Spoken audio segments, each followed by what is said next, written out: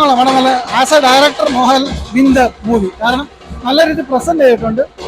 ഒരു റിസ്കേറിയ സബ്ജക്റ്റാണ്. കാരണം ഇങ്ങനെയുള്ള ഒരു പടം പ്രേക്ഷകന് തിയേറ്ററിൽ ക്വാളിറ്റിയിൽ കൊടുക്കണം. ആ ഒരു കാര്യത്തിൽ അദ്ദേഹം പൂർണ്ണമായിട്ട് വിജയിച്ചിട്ടുണ്ട്.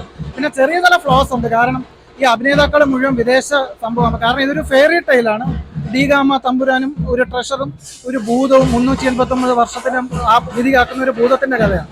അപ്പൊ അതുകൊണ്ട് തന്നെ നമുക്കൊരു യൂഷ്വൽ സിനിമ പോലെ പറഞ്ഞു പോകാൻ പറ്റില്ല. പിള്ളേരെ കണ്ടുകൊണ്ടാണ് ഈ സിനിമ എടുത്തിരിക്കുന്നത്.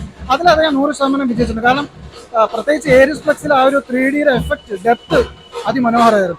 കുറെ കാഴ്ചകൾ ഈ സെക്കൻഡ് ഹാഫിലൊക്കെ അണ്ടർ ദ വാട്ടർ കുറെ സീക്വൻസ് ഉണ്ട്, കുറച്ച് നല്ല പാട്ടുകളുണ്ട്, പിന്നെ കുറെ ഒബ്ജക്ട്സ്. മൈഡിയർ കുട്ടിച്ചാത്തന് ശേഷം ആ സിനിമ കണ്ടവർക്ക് അറിയാം, കുറെ സാധനം ഇങ്ങനെ ഭയങ്കര ഇമ്മൻസ് ആയിട്ട് അടുത്തായിട്ട് അത് അവർ ഫുള്ളി 3D ഷോട്ട് ചെയ്തുകൊണ്ട് അതൊക്കെ കിട്ടും.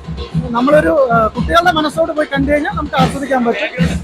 എന്താ ബാക്ക്ഗ്രൗണ്ട് മ്യൂസിക് ലിഡിയൻ ഒരു സോങ്ങിൽ അപ്പിയറും ചെയ്യുന്നുണ്ട്.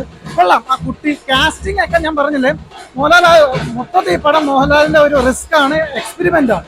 അതിൽ പുള്ളിയെ സമ്മതിക്കണം. കാരണം ആ ഒരു സാധനം എടുത്ത് വിജയിപ്പിക്കാൻ മീൻസ് കാണുന്ന പ്രേക്ഷകന് ഒരു ഇമ്പാക്ട് ഉണ്ടാകണം. അതിൽ സക്സീഡ് ആയിട്ടുണ്ട്. അതെല്ലാം കാണാൻ പറ്റുന്നുണ്ട്. മോഹൻലാൽ പറോസായിട്ടും നല്ല പെർഫോമൻസ് ആണ്. കാരണം പലർക്കും ഈ സിനിമ ഭയങ്കര പ്രതീക്ഷയില്ലായിരുന്നു. പക്ഷെ ഞാൻ പറഞ്ഞ അതാണ് നല്ലത്. ഒട്ടും പ്രതീക്ഷയില്ലാതെ വന്ന് ഈ സിനിമ അപ്രോച്ച് ചെയ്യുക. അല്ല, അതായത് അങ്ങനെയല്ല, ഇതൊരു കുട്ടികളെ ലക്ഷ്യമാക്കി അദ്ദേഹം എടുത്ത സിനിമയാണ്. അപ്പൊ അതിന് എന്തൊക്കെ ചേരുവകൾ വേണോ അതാണ്. സിനിമ തുടങ്ങുമ്പോൾ തന്നെ നമുക്ക് ഗോവൻ ബാക്ക്ഡ്രോപ്പും ഈ ഡീഗാമ തമ്പുരാന്റെ സംഭവവും അതൊക്കെ പറയുന്നത്. അപ്പൊ നമ്മളൊരു എന്താ പറയാ, ഒരു ട്രഷർ ഹണ്ട് ഞാൻ പറഞ്ഞില്ലേ, ഒരു 389 വർഷം നിധി കാത്ത ഒരു ഭൂതത്തിന്റെ കഥയാണ്. ഭൂതവും ഒരു കുട്ടിയായിട്ടുള്ള ഒരു ഇമോഷനാണ് പടത്തിന്റെ മെയിൻ. അപ്പൊ അതിൽ തന്നെ ഉണ്ട് ഈ കുട്ടികൾക്ക് വേണ്ടിയിട്ടുള്ള പ്ലോട്ടാണ്. അത് അദ്ദേഹം നല്ല രീതിയിൽ എക്സ്പ്ലോർ ചെയ്തിട്ടുണ്ട്.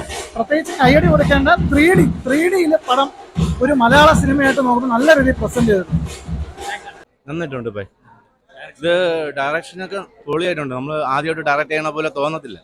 പിന്നെ ഇച്ചിരി സ്ലോ ആണെങ്കിലും പടം അതിന് കണക്കായിട്ടുള്ള സ്ലോ ആ പടത്തിലുള്ളൂ.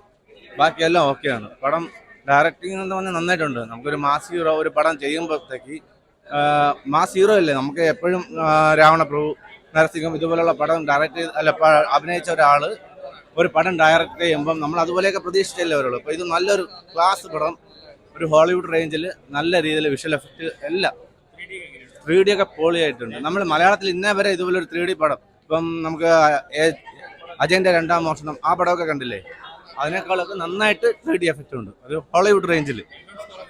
കേട്ടില്ല, ബാക്ക്ഗ്രൗണ്ട് മ്യൂസിക് ഒക്കെ ഇതിന് അത്യാവശ്യമായിട്ടുള്ള എല്ലാ രീതിയിലും നന്നായിട്ട് ചെയ്തിട്ടുണ്ട്. ഓക്കെ, കുഴപ്പമില്ല. ഫാന്റസി മൂവിയാണ്, കുട്ടികൾക്ക് ഇഷ്ടപ്പെടും നല്ലതായിട്ട്. 3D എഫക്റ്റ് ഒക്കെ ഉണ്ട്, കുഴപ്പമില്ല, നല്ല. പിന്നെ പറയണ്ട, ഫാന്റസി മൂവി, ഒരു അഡ്വഞ്ചർ മൂവിയാണ്. കൊള്ളാം, കുഴപ്പമില്ല. അടിപൊളി അടിപൊളി.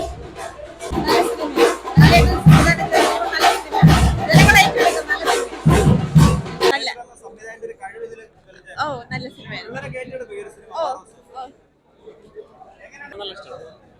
പിന്നെ ഒരു ഹോളിവുഡ് ലെവലിൽ എടുത്ത് വെച്ചിട്ടുണ്ട്.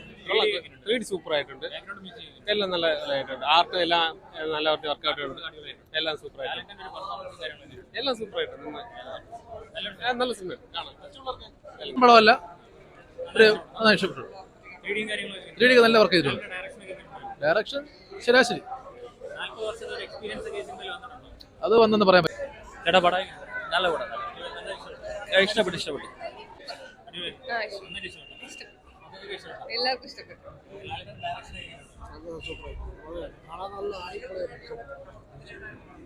കൊള്ളാം. 3D ആണ്. നല്ല ഒരു ഹോളിവുഡിന്റെ റേഞ്ച് ഉണ്ട്. ഒരു ഹോളിവുഡ് നല്ല മൂവിയായിരുന്നു. കൊള്ളാം. മോഹൻലാൽ സംവിധാനം